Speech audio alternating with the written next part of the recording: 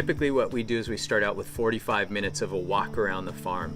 And my goal is to teach you about all the things we grow, how to grow them, and so the intent is that you can walk away from this tour knowing how to grow these things. And of course, if you're from places where you can't grow tropical things, at least you'll know, but you may not be able to do it. And then the second 45 minutes is a sit-down tasting where we taste basically chocolates from around the world, including Hawaii, and the goal is to I process them all the same, and what you experience is the terroir, the environmental impacts on flavors. And of course the other things we try, will taste local honey grown right here on this farm, and things like pure vanilla extract, and then we end with our famous white pineapple frosties. So if you've never had white pineapple before, that's your chance. I'd like to think that everybody likes our chocolate the best, but the pineapple I think is the favorite. We've got the cacao trees. There's 450, close to 500 now. We've got the 1600 white pineapple, vanilla orchids, just a few now, but we're starting there. And then turmeric will be up about 1600 of those. And then we've got 40 plus varieties of different tropical fruits and avocados. We also have all 40 varieties of Hawaiian sugarcane, also known as ko.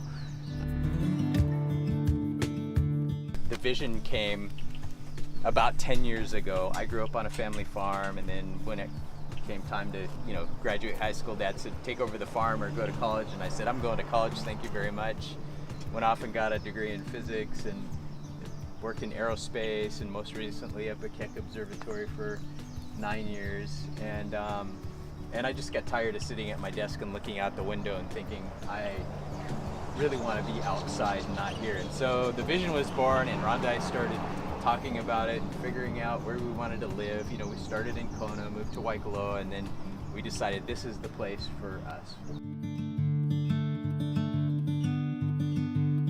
Right now it's multi-tiered, so I'm of course making chocolate here on the farm.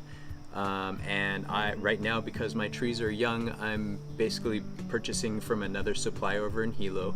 He gets his beans from 3 different farms, and he does the fermentation and drying, so that's what I get my beans in. And then of course I do all the processing from roasting to finished bar after that.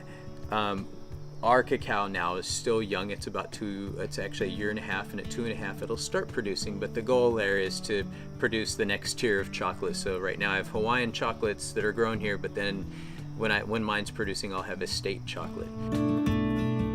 These chocolates are made right in that little room right there. That's my chocolate making palace.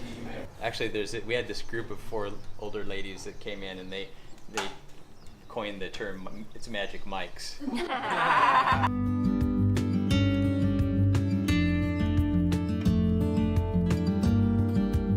The goal is, we're at 1600 now, the goal is to get to 1800, and I'll explain the 1800. It's fairly simple.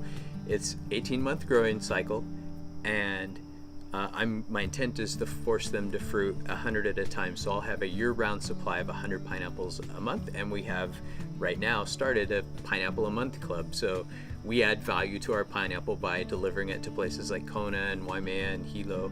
And I'm not sure if anybody else is doing that on this island, but certainly we'll be one of the only ones that has a year-round supply.